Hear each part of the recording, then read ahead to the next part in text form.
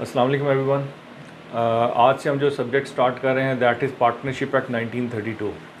इसके बीच में सबसे पहला टॉपिक जो आज हम डिस्कस करेंगे that is features of a partnership. इससे पहले मैं प्रोसीड करूं, मैं ये मेंशन करता चलूं कि इस लेक्चर की जो स्लाइड्स हैं ये आपको इसी लेक्चर की डिस्क्रिप्शन के बीच में एक दूसरे वीडियो लिंक की फॉर्म के बीच में मिल जाएंगी। इसी लेक्चर की डिस्क्रिप्शन के बीच में in the form of another video link you will find the slides of this lecture. So relevant Parveen इसके बीच में that is section 4 of the partnership act. Section 4 जो है वो पार्टनरशिप को डिफ़ाइन करता है और वो ये कहता है कि partnership is the relationship between persons who have agreed to share the profits of a business carried on by all or any of them acting for all.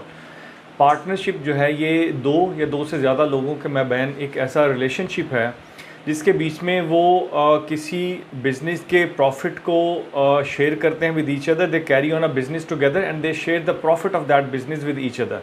और वो जो बिज़नेस है वो उस बिज़नेस को सब लोग मिलके भी उसको रन कर सकते हैं और अब में से खुद में से वो किसी एक शख्स को भी ऑथोराइज़ कर सकते हैं to carry on the business on behalf of all of them. तो ये एक पार्टनरशिप के फीचर्स के बीच में से है कि जो पार्टनरशिप बिजनेस है that can be carried on by all of them together और one of them can carry on behalf of all of them. Next आता है एन एसोसिएशन ऑफ 2 और मोर पर्सनस। जो पार्टनरशिप है इसके बीच में एटलीस्ट 2 लोगों का होना जो है वो ज़रूरी है। Nobody can be a partner with himself. तो at least 2 persons can enter into the relationship of partnership. और जो वर्ड पर्सन है that has been defined in section 3 sub clause 42 of the general clauses act. और वो ये कहता है person shall include any company or association or body of individuals whether incorporated or not. तो जो भी शख्स इस डेफिनेशन के बीच में फॉल करता है, कोई भी एंटिटी, कोई बिजनेस एंटिटी, कोई इनकॉर्पोरेटेड और नॉन इनकॉर्पोरेटेड बॉडी जो इस डेफिनेशन की रिक्वायरमेंट्स को पूरा करती है वो पार्टनरशिप के रिलेशनशिप के बीच में एंटर हो सकती है।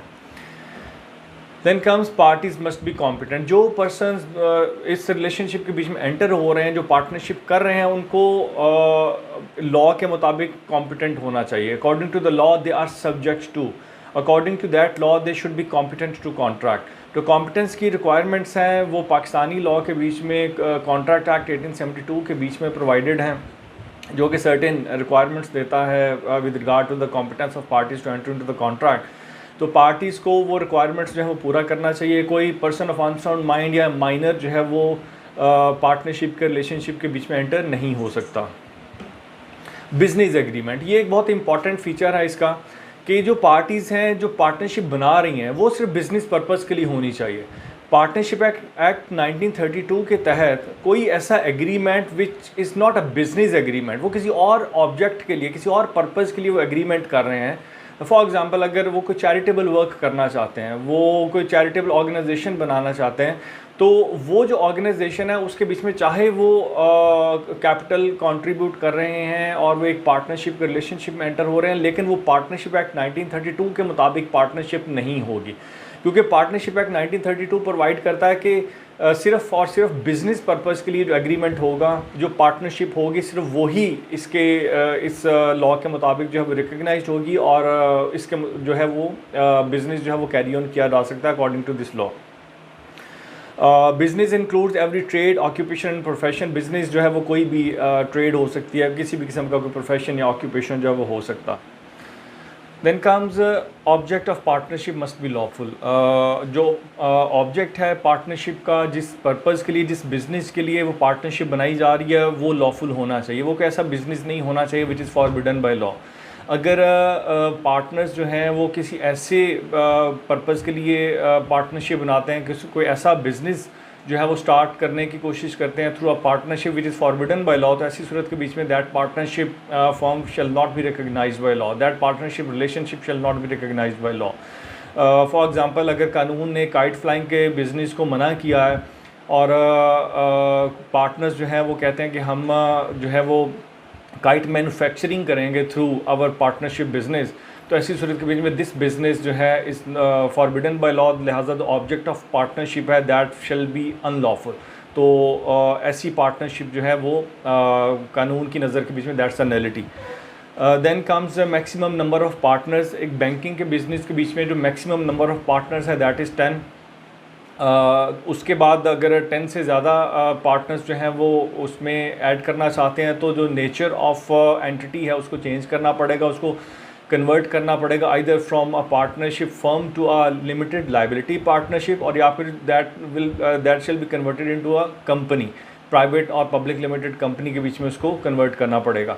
तो इसी तरह किसी नॉन बैंकिंग बिजनेस के लिए जो मैक्सिमम नंबर ऑफ पार्टनर्स है that is 20. Contribution of capital is the next feature. It's a sine qua non for the formation of partnership that all the partners must contribute a capital towards the business of the firm. सारे के सारे partners का firm के business के लिए capital का contribute करना जो वो एक एसेंशियल है. ये नहीं हो सकता कि कोई शख्स जो है वो क्लेम करे कि I want to be a partner और I am a partner into the firm, लेकिन I do not want to contribute the capital. अगर कोई शख्स जो है वो कैपिटल कंट्रीब्यूट नहीं करता तो वो पार्टनर नहीं बन सकता. हाँ, अलबत्ता कैपिटल जो है that can be in different forms. Capital can be in the form of equity, the capital can be in the form of services, capital can be in the form of past experience, anything which can contribute to the profit, which can help to the firm to carry on the business and make it profitable, that can be considered as capital in the eye of law. तो capital की contribution जो है वो एक essential element है partnership के लिए. Carried on by all or any of them acting for all. ये जो पार्टनरशिप का बिजनेस है वो सारे के सारे पार्टनर्स चाहें तो मिलके इसको कैरी ऑन कर सकते हैं और चाहें तो वो किसी एक शख्स को ऑथोराइज़ कर दें कि वो उनके बिहाफ पे उस बिज़नेस को मैनेज करे और उसको कैरी ऑन करे. शेयरिंग ऑफ प्रॉफिट का शेयर करना भी एक एसेंशियल है. जितने पार्टनर्स ने कैपिटल को कंट्रीब्यूट किया है, who have entered into the relationship of partnership, वो उस पार्टनरशिप बिजनेस का जो प्रॉफिट है वो उसको भी रीप करेंगे. हाँ, प्रोपोर्शन ऑफ कैपिटल जो है वो चेंज हो सकता है. ये पार्टीज़ के एग्रीमेंट पे डिपेंड करता है कि वो डिसाइड करें कि कितना कौन सा पार्टनर जो है वो कितना जो है प्रॉफिट जो है उसके बीच में से हासिल करेगा. लेकिन ये नहीं कह सकते कि कोई एक पार्टनर जो है will not be entitled to profit. Can't happen like that. every person who has entered into the relationship of partnership is entitled to reap profit. हाँ, लेकिन उसका जो दूसरा फीचर है वो ये कि every person who reaps profit of the business of a partnership business does not become partner into the firm merely for the fact that he is reaping profit out of it. अगर कोई शख्स profit ले रहा है तो सिर्फ इस वजह से वो पार्टनर नहीं बन सकता. बाय द टाइम वो जो पार्टनरशिप के रिमेनिंग रिक्विजिट्स हैं उनको पूरा नहीं करता. समटाइम्स ऐसा होता है कि जो फर्म के एम्प्लॉइज़ हैं, जो सीनियर एम्प्लॉइज़ होते हैं, उनको भी समटाइम्स जो पार्टनर्स हैं वो कोई प्रॉफिट का रेशो जो है वो ऑफ़र कर देते हैं to keep them motivated and to keep them engaged into the work. तो अगर वो फर्म के बिजनेस के बीच में से प्रॉफिट हासिल कर रहे हैं तो इसका मतलब ये नहीं है कि mainly for the fact that they are taking profit out of the business of the firm they become partner into that firm. Then comes duration of partnership. हर पार्टनरशिप फर्म जो है उसकी एक ड्यूरेशन होती है. पार्टनरशिप डीड के बीच में ड्यूरेशन ऑफ पार्टनरशिप जो है उसको मेंशन करना जो है वो ज़रूरी है. तो ऐसे इस हवाले से इसको 3 तरह से इसको कैटेगराइज किया गया है. सबसे पहले है partnership at will, then comes partnership for specific purpose, and then third is partnership for particular time period. Partnership at will होती है कि जहाँ पे पार्टनर्स ये डिसाइड करते हैं कि हम पार्टनरशिप बिजनेस जो है वो स्टार्ट करते हैं और जितनी देर तक हम चाहेंगे हम इसको कंटिन्यू करेंगे, और जब हमारी विलिंगनेस होगी to dissolve the firm we shall dissolve that. तो जो ड्यूरेशन जो है depends upon the willingness of the partners. That partnership is called partnership at will. जब पार्टनर्स चाहें म्यूचुअली वो अकॉर्डिंग टू द लॉ वो उसको डिज़ोल्व कर सकते हैं. दूसरा जो पार्टनरशिप फॉर स्पेसिफिक पर्पस है वो होता है कि जहाँ पे पार्टनर्स किसी ख़ास पर्पज़ के लिए पार्टनरशिप को बिज़नेस के बीच में एंटर होते हैं और वो ये डिसाइड करते हैं कि जैसे ही हमारा ये जो पर्पस जो है ये अकॉम्प्लिश हो जाएगा, हम जो हमारी जो पार्टनरशिप रिलेशनशिप है that will come to an end. तो ये जो पार्टनरशिप है this is called as partnership for specific purpose. For example government कोई टेंडर जो है वो अनाउंस करती है और कोई प्रोजेक्ट उसके लिए जो प्रोजेक्ट है कोई इंडिविजुअल जो है कैपेसिटी नहीं रखता है कि वो उसको इंडिविजुअली उसको कंप्लीट कर सके, लेकिन दो या दो से ज़्यादा लोग मिलके ये समझते हैं कि अगर हम लोग अपनी एक्सपर्टीज़ को कंबाइन कर लें तो ऐसी सूरत में हम इस प्रोजेक्ट को जो है वो कंप्लीट कर सकते हैं। तो ऐसी सूरत में वो कहते हैं कि ओके हम सब लोग मिलके एक पार्टनरशिप फॉर्म बनाते हैं जिसके बीच में हर शख्स जो है वो अपनी एक्सपर्टीज़ को कंट्रीब्यूट करेगा और कैपिटल जो है in the form of equity जो है वो उसको कंट्रीब्यूट करेगा, और जैसे ही हमारा ये प्रोजेक्ट जो है कंप्लीट हो जाएगा हमारी पार्टनरशिप जब ख़त्म हो जाएगी। तो this is partnership for specific purpose. जो तीसरी टाइप है partnership for particular time period, वो ये है कि जहाँ पे partners at the time of entering into the partnership relationship वो एक ख़ास टाइम पीरियड को डिसाइड करते हैं। वो कहते हैं कि जी हम सिर्फ 3 साल के लिए काम कर सकते हैं इकट्ठे में, उसके बाद हर कोई अपना इंडिविजुअल वर्क जो है दोबारा से स्टार्ट कर देगा, या वो ये डिसाइड करते हैं कि जी 3 साल के बाद हम इसको कंपनी की फॉर्म में कन्वर्ट कर लेंगे या पार्टनरशिप फर्म को इन एनी वे जो है वो डिज़ोल्व जो है वो कर देंगे। तो ये जो ख़ास टाइम पीरियड वो पार्टीज डिसाइड करती हैं right at the time of entering into the partnership relationship, इसको बोलते हैं partnership for particular time period. अगला जो फीचर है वो है पार्टनरशिप इम्प्लाइज एजेंसी। ये एक और बहुत ही अहम एलिमेंट है पार्टनरशिप रिलेशनशिप का कि इट इम्प्लाइज एजेंसी। इसका मतलब क्या है? इसका मतलब यह है कि जो एक फर्म के जो पार्टनर्स हैं right at the time when they enter into the relationship of partnership they automatically become principals and agents of each other।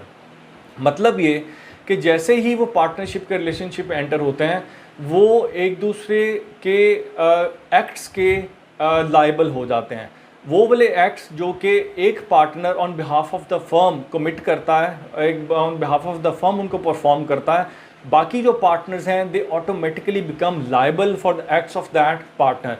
ये ज़रूरी नहीं है उसके बीच में कि उस काम के करने से पहले उस पार्टनर ने बाकी पार्टनर्स को कंसल्ट किया हुआ हो या उनको उनके साथ किसी भी किस्म की कोई मशावरत या उनसे कोई सिग्नेचर्स जो हैं लिए हों, ये ज़रूरी नहीं है। अगर नहीं भी लिए और उसने फर्म के बिहाफ पे वो काम किया है तो this will automatically imply the agency of partners, this will make all other partners liable for the act of that partner.